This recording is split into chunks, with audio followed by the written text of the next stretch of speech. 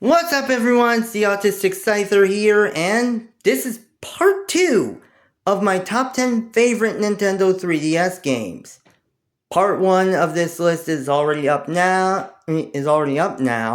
so basically, for those who want to know about numbers 10 through 5 of my favorite games for the Nintendo 3DS system,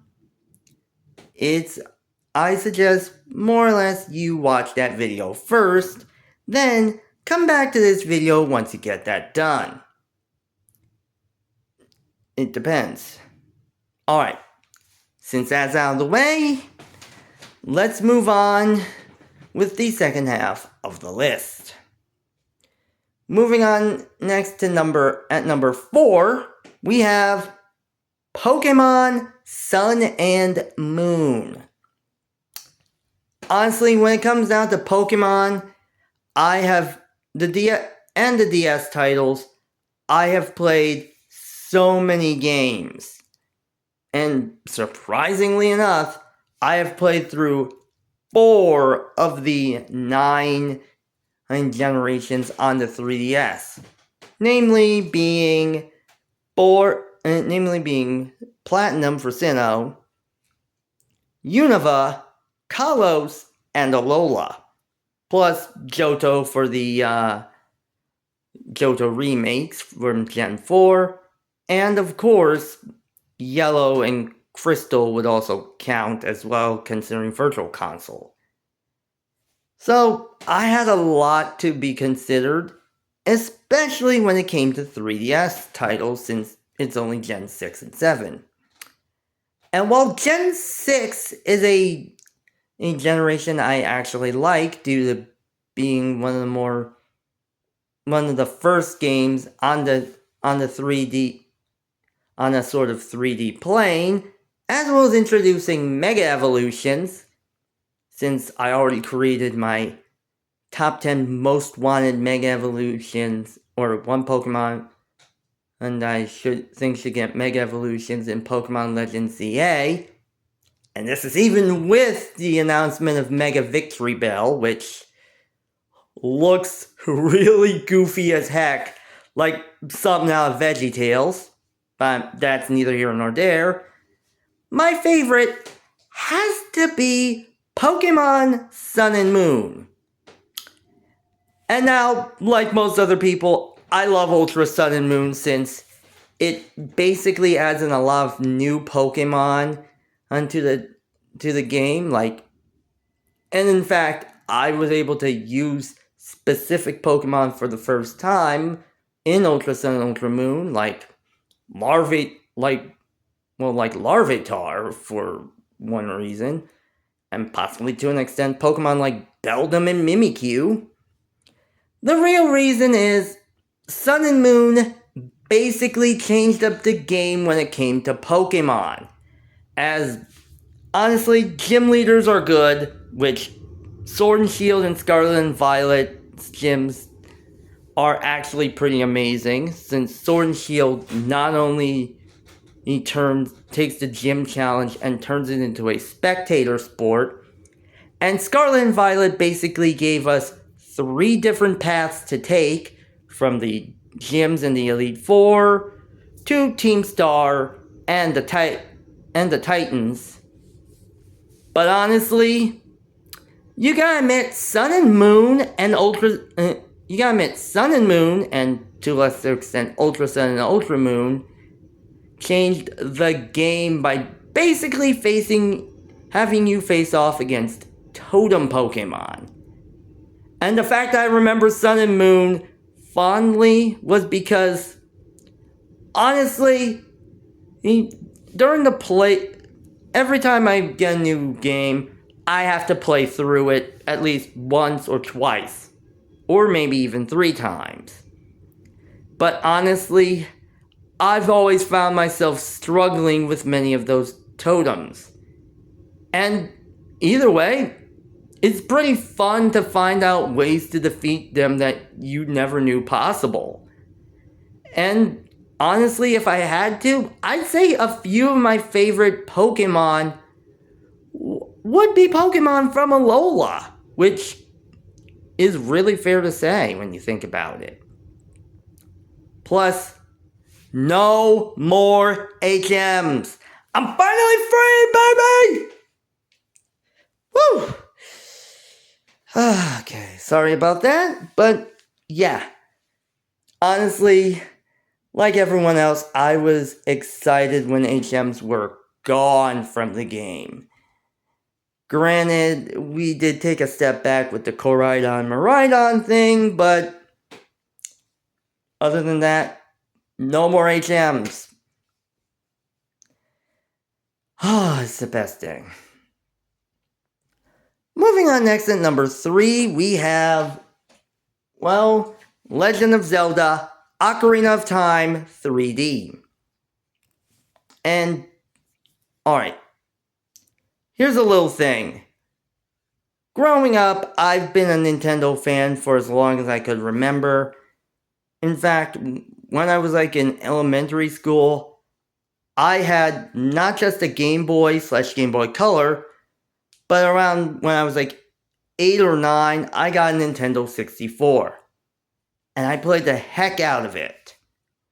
And one of those games I played through was Legend of Zelda Ocarina of Time. Unfortunately, in my child brain, I was too stupid to get past the first boss. Fortunately, there was a saved game already on there that allowed me to play through a good amount of Ocarina of Time and not have to deal with the first boss. But honestly, I've always wanted to play through games that I played through using the information that I've garnered ever since I was a child. And while the N64 emulator basically did that, honestly, it's very fair to say Ocarina of Time 3D definitely did that for me. And keep in mind, I was going to put on Majora's Mask on 3D on this list, since that was the first time it was the 3D remake, that was the first time I was able to play the game. However, it was due to me remembering my childhood playing through the original Ocarina of Time and failing miserably, as well as at least playing through using information that I garnered through watching Let's Plays of the game on the 3DS for the most of my abilities. Honestly, it allowed me. This is why I put this game at number 3 on this list.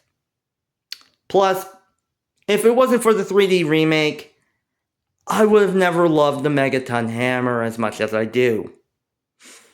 Oh boy, that stuff's just so satisfying. Moving on next at number 2, we have Super Smash Bros. For the Nintendo 3DS. And honestly, for those that already don't know, the Super Smash Bros. Franchise and I have a kind of an interesting relationship, since I got started playing through Super Smash Bros. On the N64 due to my cousins basically having the game, and again, for their N64, and again, allowing me to borrow it. So, I had a lot playing through that. And then came Melee, which, considering how I still have Nintendo's Lunchbox, aka the GameCube, I played through it a lot. I especially played through a lot of Melee. So, when I got Super Smash Bros. For the Nintendo 3DS, I kind of knew I would be playing through it. And honestly, it's if it wasn't for this game, I wouldn't have gotten interested in Super Smash Bros. As much as I have. And honestly, it works so well. And granted, keep in mind, one thing had to do with the fact that it introduced DLC, And the fact that I got the DLC for Super Smash Bros. For the 3DS so late really does say a lot. But even with that, I was able to basically play through it as much as I could. Granted, and plus, I love Smash Run because it's kind of an interesting sort of side mode that really adds to the excitement and experience of the entire game. Granted, it's no adventure mode or not World of Light, but no adventure mode or Subspace Emissary. But in all fairness, it's basically one game that I've played through a lot of. I haven't gotten back to it, but yeah. Honestly, the fact that I'm considering getting Super Smash Bros. Ultimate really says a lot. And finally, at number 1, we have Fire Emblem Fates. One thing about me, I'm a big Fire Emblem fan. Always have been ever since I was in either middle school, the start of high school, when a classmate that went to the same school I did had Fire Emblem Blazing Sword on his GBA. And honestly, as soon as I saw it, I got hooked on the series. Granted, it wasn't until Fire Emblem Awakening that I got a Fire Emblem title all my own that I basically was able to play through the entire series. Being said, why Fire Emblem Fates? It's over Fire Emblem Awakening. Honestly, for those that don't know, I love Japanese settings. And the fact that Fire Emblem Fates has basically these stories that basically have you fighting for either the Japanese-based Hoshido, Kingdom of Hoshido, and the European-based Kingdom of Nor is kind of amazing. I mean, the dual story aspect is just one thing, but the gameplay is just immaculate. The Dragon Vein is an amazing gimmick that, again, I'm glad they were able to bring that back as in Fire Emblem Engage as courtesy of Emblem Corrin. And honestly, a lot of the characters are some of my favorites. As, again, a lot of my favorite Fire Emblem characters are from Fire Emblem Fates, as well as Three Houses. That being said, for those that already don't know, the reason why I have to say this, and I know I'm gonna get some flack, is my favorite is Fire Emblem Fates Revelation. Because it combines both worlds together into one, and it's an amazing undertaking that I never believed existed. And again, I got the DLC pretty late, so yeah, I didn't get Fire Emblem Fates Revelation from day one. But honestly, I enjoyed this so much. Plus, I'm not sure if there's gonna be a lot of Laszlo Hana pairings, or a lot of Laszlo Hana fans out there. But honestly, I had to essentially mention this, and I don't think I'd choose any other pairing other than this if I play Fire Emblem Fates Revelation.